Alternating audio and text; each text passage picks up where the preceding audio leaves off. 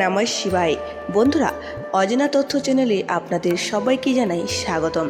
বাবা ভোলানাথের সবচেয়ে প্রিয় মাস হলো এই শ্রাবণ মাস। আর 2026 সালে শ্রাবণ মাসের চতুর্থ সোমবারটি কিন্তু সাধারণ কোনো সোমবার নয়। আগামী 10 আগস্ট 2026 তারিখে পালিত হতে চলেছে এই পবিত্র চতুর্থ সোমবার। জ্যোতিষশাস্ত্র অনুযায়ী এই বিশেষ দিনে গ্রহ নক্ষত্রের এক অলৌকিক সংযোগ এবং অত্যন্ত শুভ যোগ তৈরি হচ্ছে। শাস্ত্রে বলা হয়, শ্রাবণের এই বিশেষ সোমবারে সঠিক নিয়ম মেনে মহাদেবের মাথায় জল ঢাললে এবং তার অত্যন্ত প্রিয় কিছু জিনিস অর্পণ করলে পূর্ণ হয় মনের সমস্ত অধরা ইচ্ছে, দূর হয় জীবনের সব বাধা বিপত্তি। আজকের ভিডিওতে আমরা জানব এই চতুর্থ সোমবারের জল ঢালার সঠিক নিয়ম, কি অর্পণ করলে ভোলানাথ সবচেয়ে বেশি প্রসন্ন হন এবং এই দিনে কোন ভুলগুলি ভুলেও করবেন না। ভিডিওটি শেষ পর্যন্ত অবশ্যই দেখুন এবং কমেন্টে ভক্তি ভরে লিখুন হর হর মহাদেব। সনাতন ধর্মের মহাদেব হলেন দেবের দেব আর তার গলায় অবস্থান করেন নাগরাজ বাসুকী।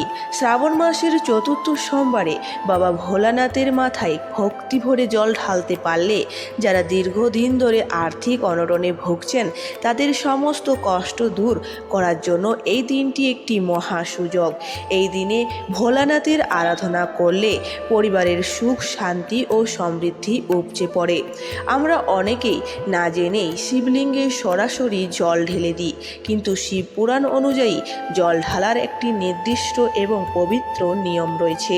চলুন জেনে নেওয়া যাক সেই সঠিক নিয়মটি। জল ঢালার সময় সর্বদাই উত্তর দিকে মুখ করে বসুন বা দাঁড়ান, কারণ উত্তর দিকটিকে ভগবান শিবের বাসস্থান অর্থাৎ কৈলাসের দিক মনে করা হয়। জল ঢালার জন্য তামা বা পিতলের ঘটি ব্যবহার করা সবচেয়ে শুভ, তবে মনে রাখবেন তামার পাত্রে কখনো দুধ রাখবেন না। দুধ অর্পণের জন্য কাঁসা, পিতল বা রূপোর পাত্র ব্যবহার করুন। লোহা বা প্লাস্টিকের পাত্র সম্পূর্ণ বর্জনীয়। জল ঢালার সঠিক নিয়ম: প্রথমেই শিবলিঙ্গের ডান দিকে জল দিন, যা গণেশের স্থান। দ্বিতীয়ত শিবলিঙ্গের বাঁ দিকে জল দিন, যা কার্তিকের স্থান। এবং তৃতীয়ত শিবলিঙ্গের মাঝখানে লাইনে জল দিন, যা দেবী অশোক সুন্দরীর স্থান। চতুর্থ, শিবলিঙ্গের চারপাশে যে গোলাকার অংশ বা গৌরীপট্ট রয়েছে সেখানে জল দিন, মাতা পার্বতীর স্থান। সবশেষে মূল শিবলিঙ্গের উপরিভাগে একটি সরু ধারায় ধীরে ধীরে জল অর্পণ করুন। জল ঢালার সময় অত্যন্ত শান্ত মনে অবিরাম ওং নমঃ শিবায় বা মহামৃত্যুঞ্জয় মন্ত্র জপ করতে থাকুন। আশুতোষ মহাদেব সামান্য ভক্তিতেই সন্তুষ্ট হন, তবে এই চতুর্থ সোমবারের আপনার বিশেষ কোনো মনের ইচ্ছে পূরণের জন্য শিবলিঙ্গের এই জিনিসগুলি অবশ্যই অর্পণ করুন। নাম্বার 1, 3টি পাতাযুক্ত নিখুঁত ও অখণ্ড বেলপাতায় সাদা চন্দন দিয়ে ওং বা রাম লিখে মহাদেবকে অর্পণ করুন। এতে কোষ্ঠীর সমস্ত গ্রহদোষ কেটে যায়। নাম্বার 2, মহাদেবের অত্যন্ত প্রিয় ধুতরা ফুল এবং আকন্দ ফুলের মালা অর্পণ করলে মানসিক শান্তি মেলে এবং শত্রু ভয় দূর হয়।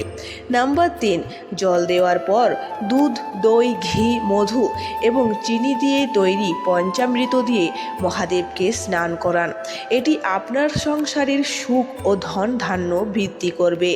এবার জেনে নেওয়া যাক মনস্কামনা পূরণের বিশেষ অর্ঘ্য। ধনের অভাব দূর করতে কাঁচা দুধের সামান্য কালো তিল মিশিয়ে শিবলিঙ্গে ঢালুন। চাকরির বাধা দূর করতে মহাদেবকে অক্ষত অর্থাৎ নিখুঁত আতপ চাল অর্পণ করুন। পুজোয় পুণ্যফল পেতে হলে এই ভুলগুলি একদমই করবেন না। নাম্বার 1, শিবলিঙ্গের সোমসূত্র বা যেখান দিয়ে জল বেরিয়ে যায় তা কখনোই টপকাতে নেই, তাই সর্বদাই অর্ধ পরিক্রমা করবেন। নাম্বার 2, মহাদেব বৈরাগী, তাই তার পূজায় কখনো সিঁদুর, হলুদ বা তুলসী পাতা অর্পণ করবেন না। না। শিবলিঙ্গে কেতকী ফুল দেওয়াও শাস্ত্রে সম্পূর্ণ নিষিদ্ধ। নাম্বার 3, এই সোমবারে যারা ব্রত রাখছেন বা রাখছেন না তারা সবাই চেষ্টা করুন সম্পূর্ণ নিরামিষ আহার গ্রহণ করতে। পেঁয়াজ, রসুন, তামাক বা মদ্যপান থেকে সম্পূর্ণ দূরে থাকুন। ভোলানাথ অত্যন্ত দয়ালু। আপনি যদি কোনো উপোস নাও করতে পারেন, কেবল ভক্তি ভরে 1 ঘটি জল আর একটি বেলপাতা অর্পণ করলেই তিনি আপনার মনের কথা শুনবে। আশা করি 2026 সালের শ্রাবণ মাসের এই বিশেষ চতুর্থ সোমবার আপনার জীবনে অফুরন্ত আনন্দ ও সমৃদ্ধি নিয়ে আসবে।